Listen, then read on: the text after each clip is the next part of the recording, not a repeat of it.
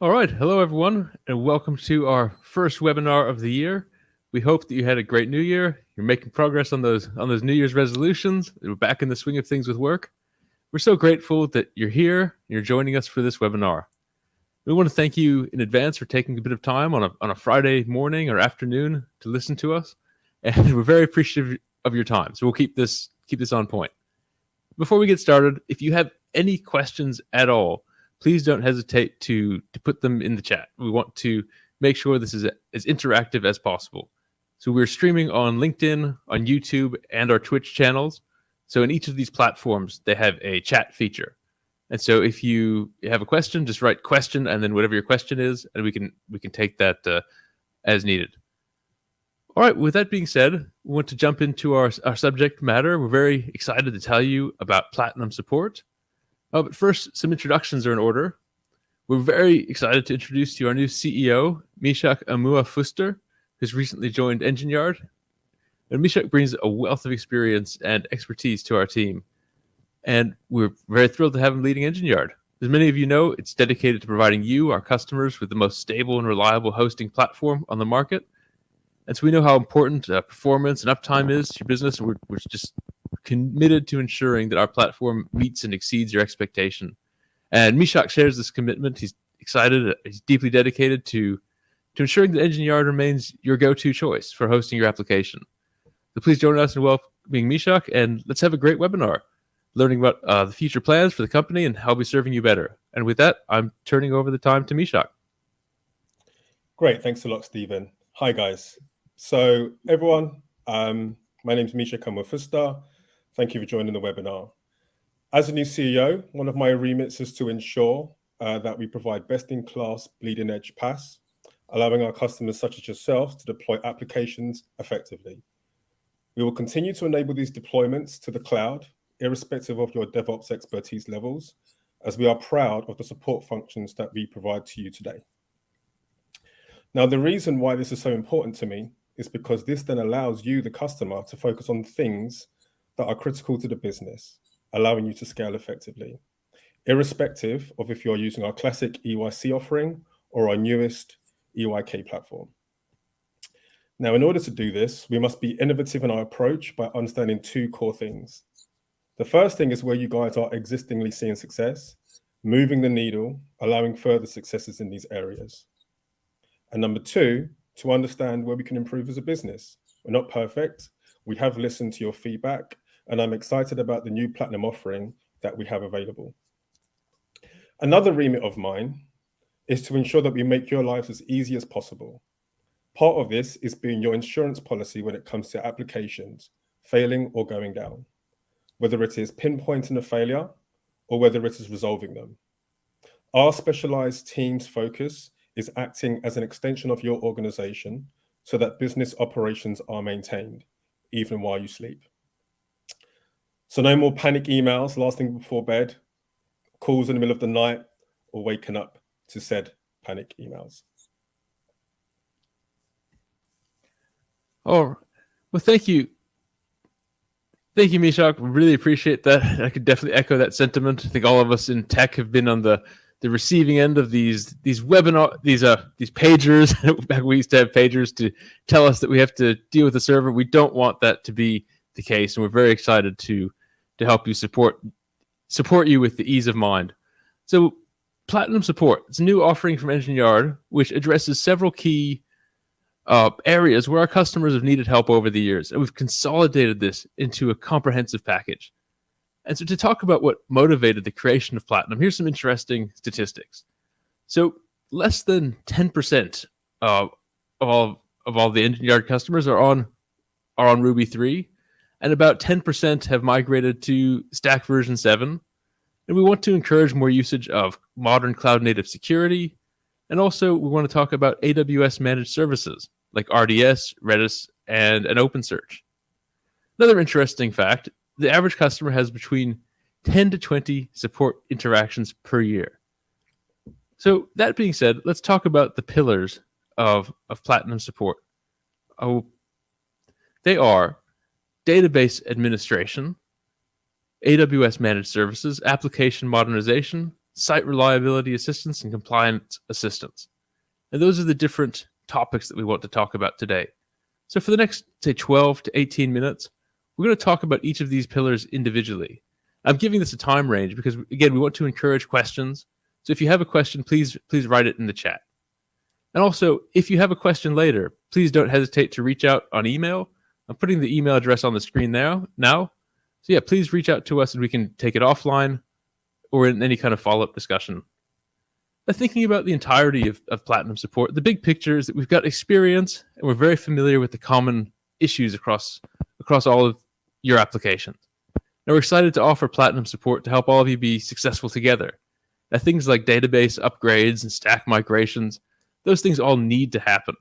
But with Platinum support, we can make them happen proactively on your schedule rather than when you're forced to because you need to upgrade or the technical debt becomes overwhelming. This is a really exciting prospect. And I think some of the things are like New Year's resolutions, considering the time of the year. There's things that you should do, like version upgrades. But then you get into this equilibrium state. There's lots of other things that are vying for your attention, and it's easy to defer the version upgrade another month, another quarter. And well, using the New Year's resolution analogy, we're here to get that infrastructure resolutions done for you. EngineYard has perspective on your applications. We've been there before. We've got experience and scale to support you in a very cost-effective and strategic way.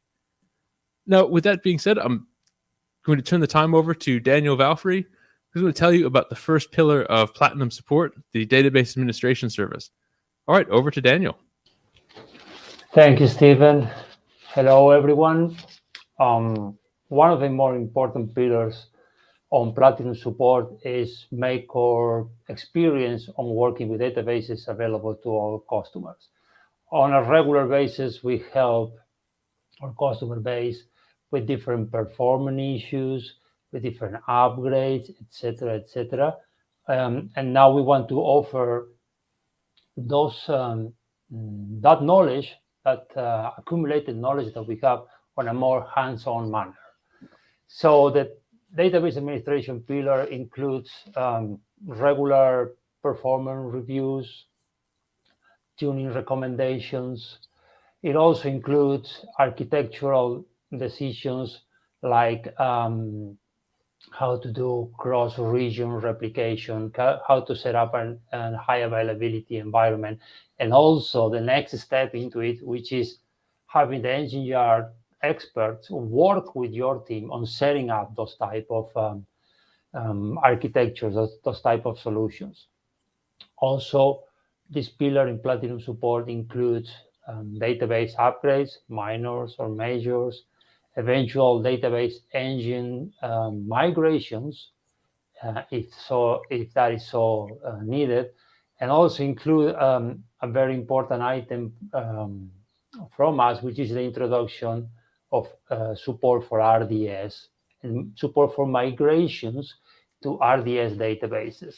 We have been helping customers in the past couple of years, maybe a bit more, moving from our traditional EC2-based databases to managed RDS, both Postgres, MySQL, as well as Aurora databases. And we have accumulated a wealth of experience in those regards too.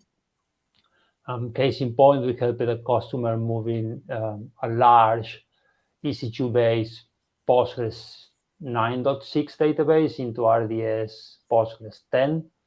That enabled them to continue to scale their business through the pandemic, and also to scale across different regions as they were rolling out their business across the globe. So that was a very, very important project for us, with a lot of learnings coming out of it that we are making available through Platinum support. We have also helped other customers do high availability cross-region replication for their particular business needs, which also included reviewing the process on how to do the failovers themselves and how to do dry runs of those failovers. So all of this is what we are making available through Platinum. And when it comes to the database administration pillar, Anybody has any questions or comments from the audience?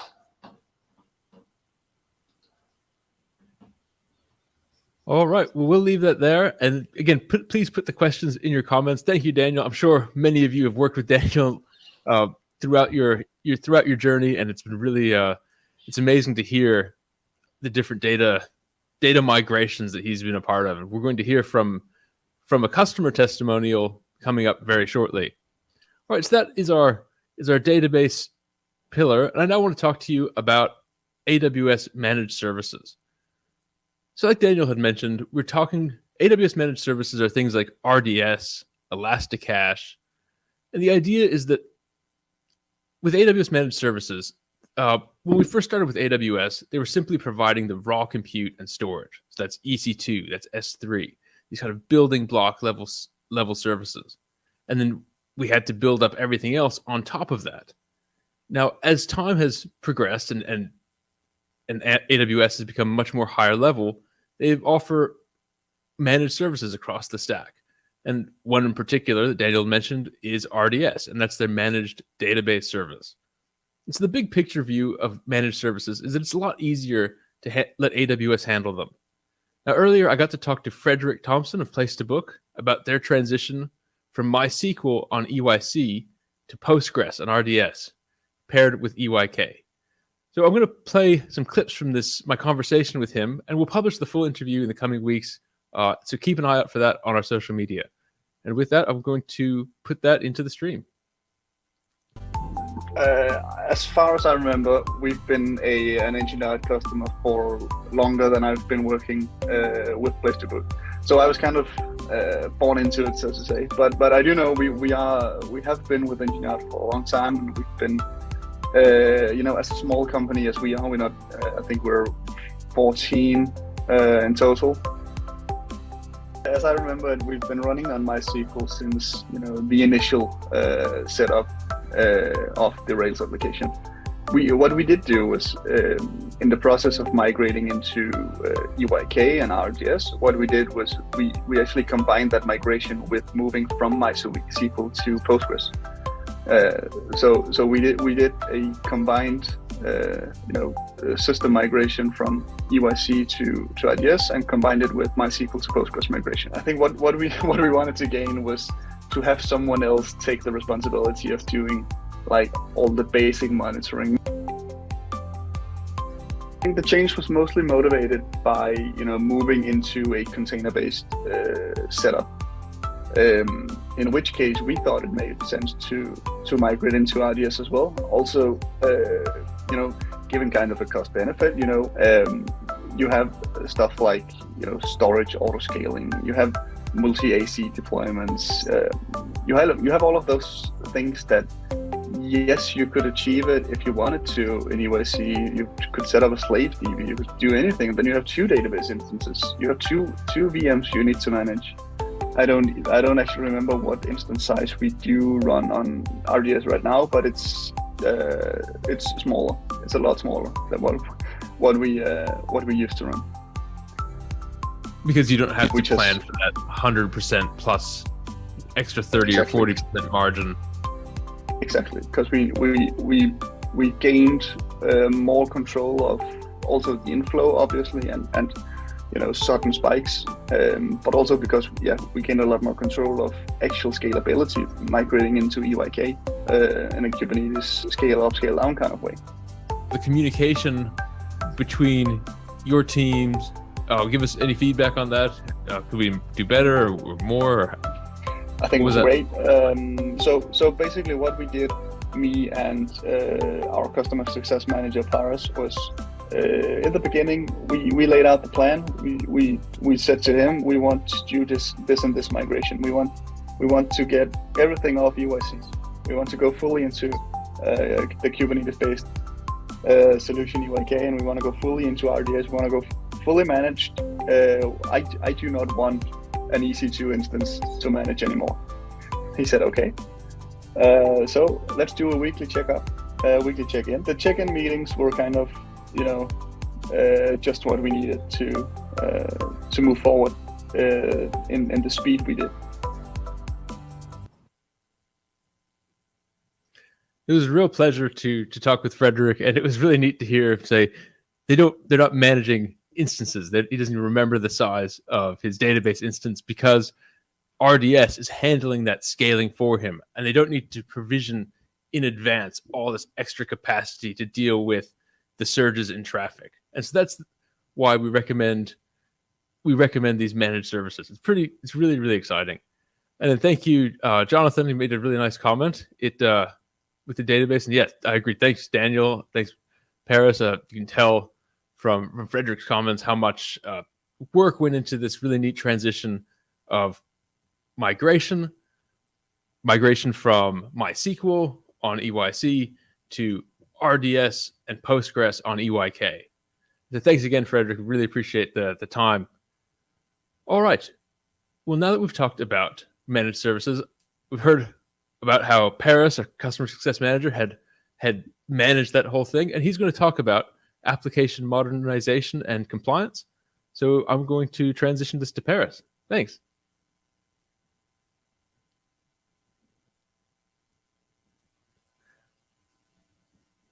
All right, Paris, I think we're on mute. Yeah. It's I just unmuted. I was speaking to air, I guess, at this point. But anyways, so thank you, Stephen.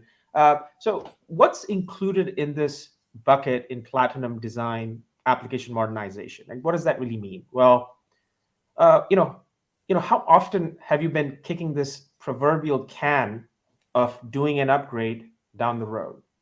How often have you been at the last, in December, you say, okay, you know what, I'm going to upgrade a certain major component of my tech stack and do that in Q1, and then suddenly it becomes Q2 and Q3, right? How often do you feel like, hey, I don't have a great Ruby and Rails version, and hence it's limiting my ability to take advantage of features that I should be using in the newer versions? Again, you're kicking that proverbial can of doing the upgrade to the next quarter, the next month, and so on. Or, you want to, maybe you want to upgrade the entire architecture. Maybe you realize that this instance-based architecture is just now archaic, and you want to go to the container world, but you don't have the skill. You don't necessarily have the skills to take your monolithic app into a microservice-based application that runs on pods and containers. Well, in this particular, when we talk about modernization, I really mean eliminating and shedding all this tech debt and giving us the headache, if you will, of helping you move to these new technologies and platforms. In fact, we recently did this about 6 months ago. A net new customer who came from a fairly monolithic background, I would say even worse than, in some sense, even more, more DevOps oriented than the EYC, which is he was running on bare metal. And it was not even a Ruby Rails stack. It was actually one of the different stack. It was a PHP Django stack. Python Django stack. So we worked with this customer and we delivered this upgrade service and got them into our EYK platform as part of this service. So Stephen, if you would allow, can you please introduce this testimonial from this company, this individual, Ian, who represents Gifster, and maybe play that recording for this audience. Absolutely. It was a real pleasure to do this interview. And so here comes Ian from Gifster. On Linode. So we had like a 3 sort of machine setup sort of tier architecture thing, like a front end Nginx server, a middle application server that was Python Django using the UWSGI application server, and then MySQL on the back end. I mean, I was upgrading OSs and, patching things and that kind of level of stuff. So that was very anxiety inducing. We have a super seasonal traffic. We're holiday based. So every October, we basically have to make one big die roll where we're like, how much traffic do we think we're going to get this Black Friday? And then scale the servers appropriately. If you bet wrong, you're in big trouble. What we got with EngineYard is the ability to dynamically scale that, and we could do some load testing and stuff ahead of time on a very reproducible environment. But also, if a surprise event did happen, we would be able to handle it, and we did, and it all worked great.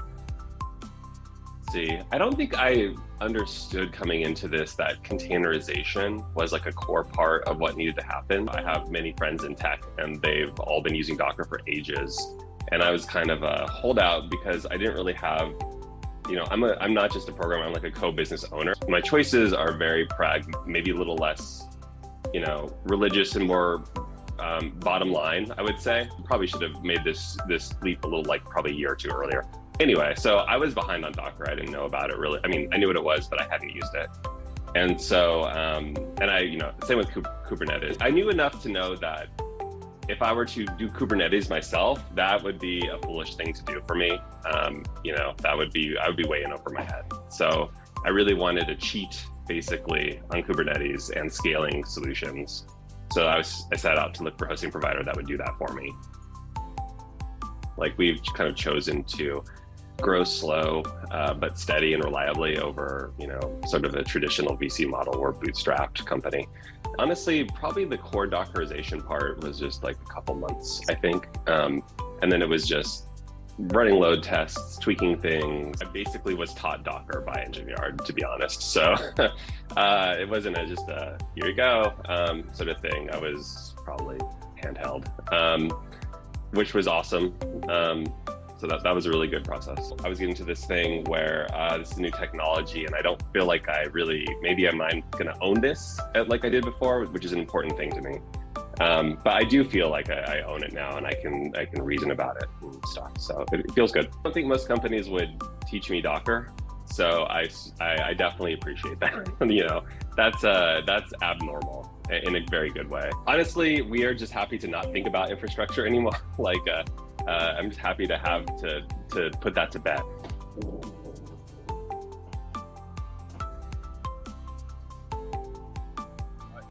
I couldn't think of a better ending statement than that. Just happy to not think about infrastructure anymore. And huge shout out to Daniel and Paris for arranging that migration. We have a few questions that have come up that we'd like to take at this point in the stream. The first one is from Aloke, and I think it's referencing the place to book. We'll bring this onto the screen now. How long did the whole migration take from EYC to EYK, and also the EYC MySQL to RDS Postgres? That was talking about place to book's dual simultaneous migrations. Paris, would you like to handle this one? Sure. Thanks, Stephen, and thanks, Alok, for that question. In this case, in this EY kind of this, if you look at the example of what Ian provided, it can take anywhere from, to be honest with you, it depends on the application and the commitment from the customer, right? The whole process of taking somebody from EYC to EYK is getting them to Dockerize their application. And that can take, maybe 2 weeks or 2 to 3 weeks of effort or 4 weeks of effort. While we meet, it's not man hours or man weeks of effort. It's really divided into, short meetings, 1 hour, 1.5 hour meetings with one of their technologists. And we basically coach them or educate them. In Platinum, of course, we would do the work, right? That would be a major difference in Platinum, that we would do the work and then hand over the work.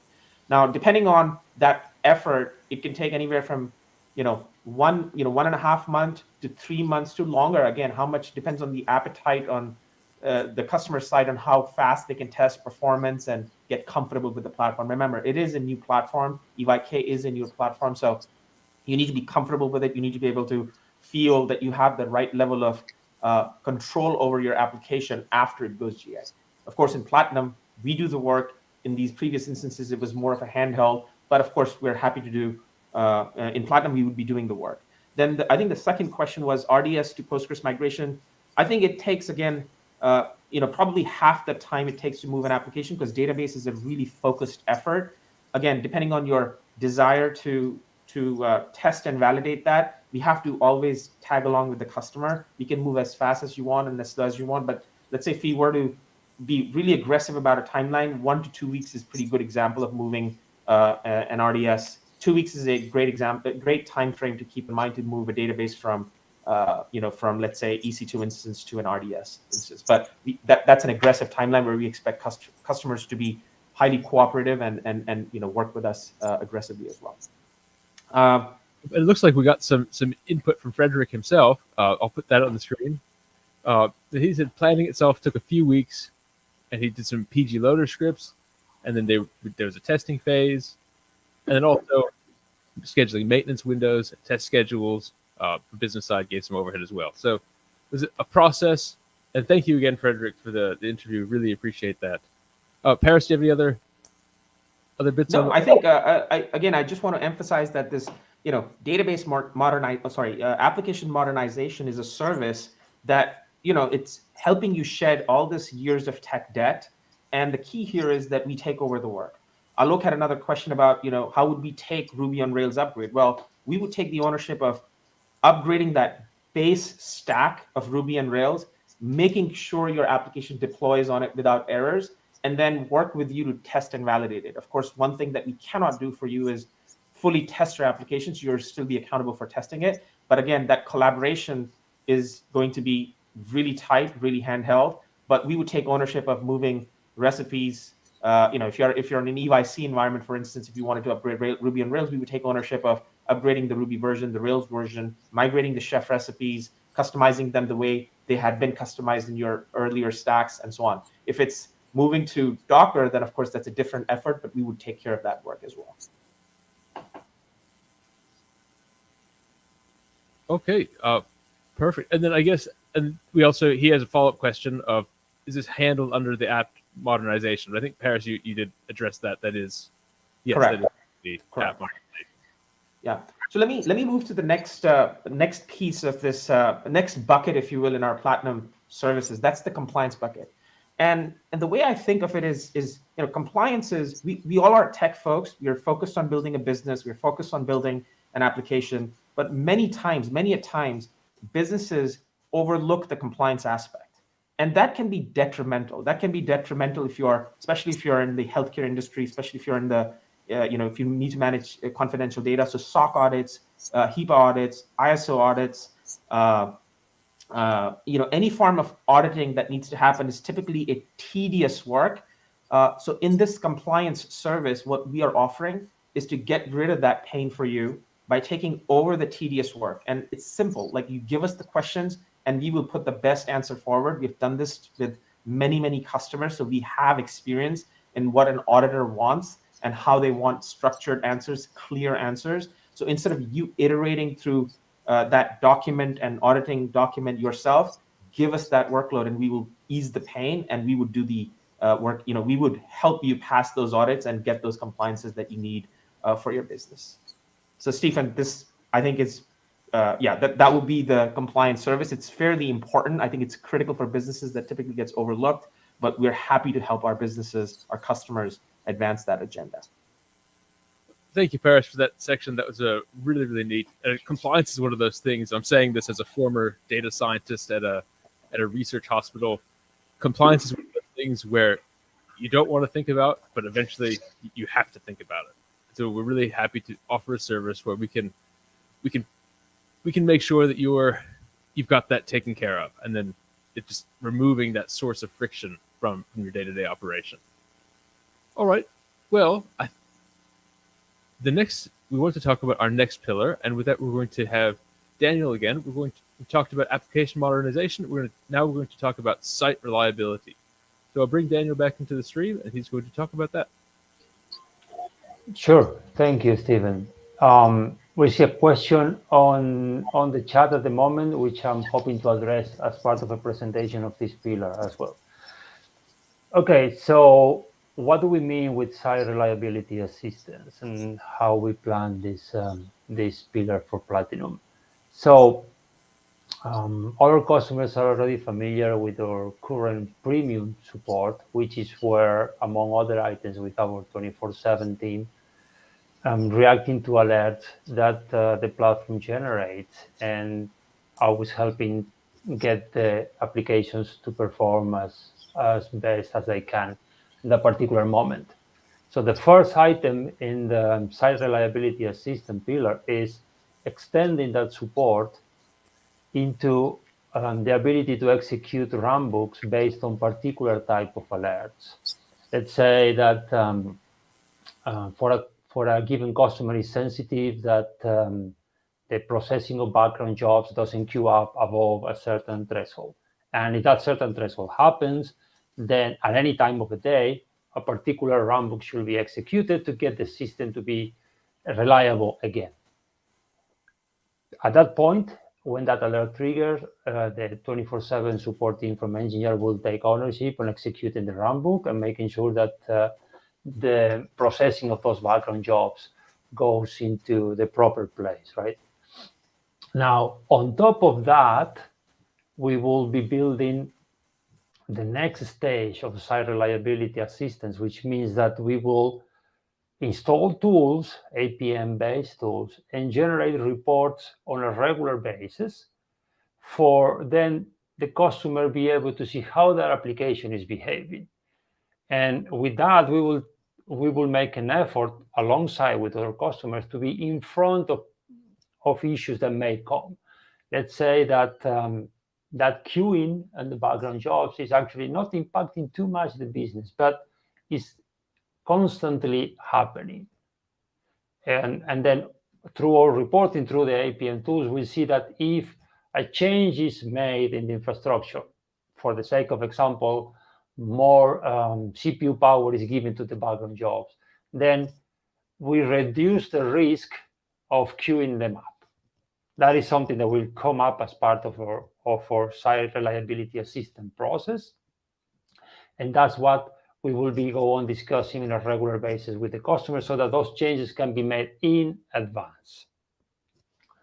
That builds from our own experience on keeping up and running our own platforms, which are also Ruby and Rails applications, as many of you know.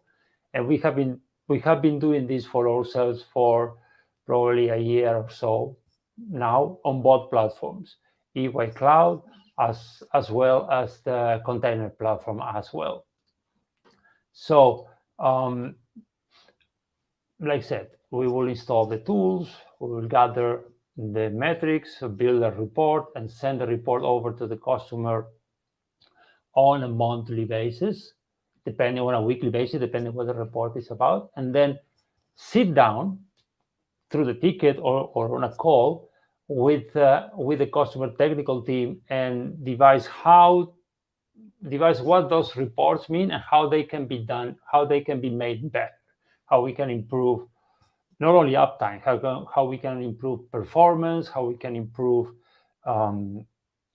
different items, and also building a relationship towards having conversation with our platinum customers, in the sense that customers saying, I'm planning to expand my business in this direction. How do we continue having good uptime and good processing times and site reliability when we expand our business by XYZ%? And that's what we aim to do with, that's what we aim to provide with the site reliability assistance.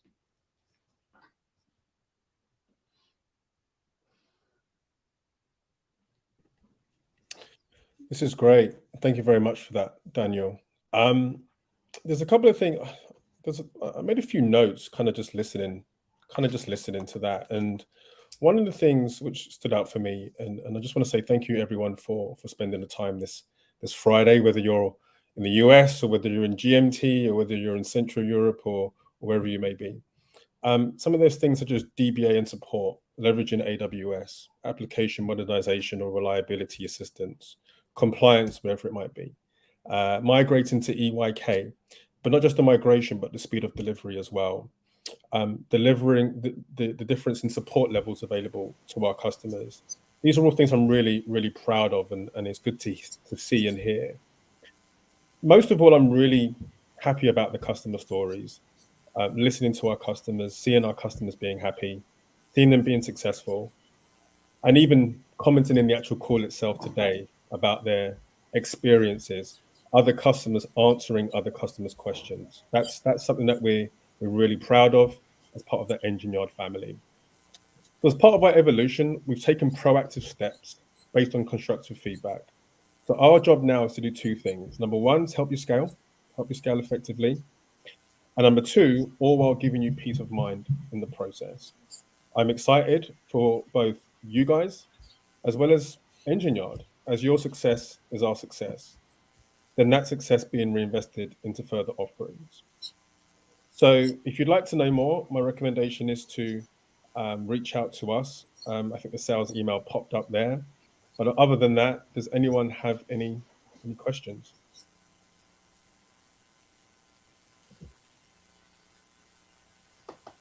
Let's see. I think that.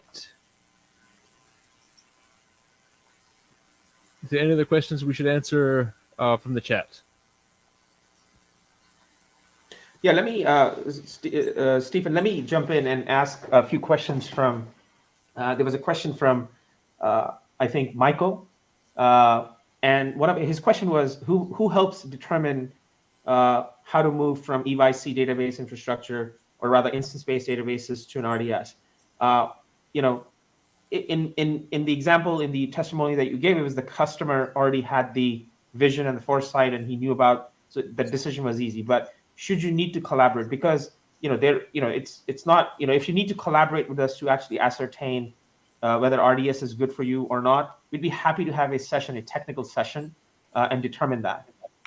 So the answer is really, it's a collaborative decision. But if you have a point of view, we're willing to help and refine and build on that point of view, and help you come up to a decision whether RDS is good, whether moving from MySQL to Postgres is good, or whether staying from MySQL to MySQL is a good idea. So that decision literally takes 1.5 calls, maybe an hour of your time, and we can synthesize that decision very quickly.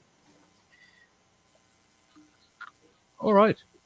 Well, I think that's about the time we have for today. Then again, please reach out. Again, we've put up the email, and you know all of us here. Thank you again for your time. Really appreciate it, and wish all of you a pleasant evening or afternoon or morning, wherever you are. And thanks again. All right. Bye, everyone. Thank you, everyone. Have a good day and a good weekend. Bye, everyone.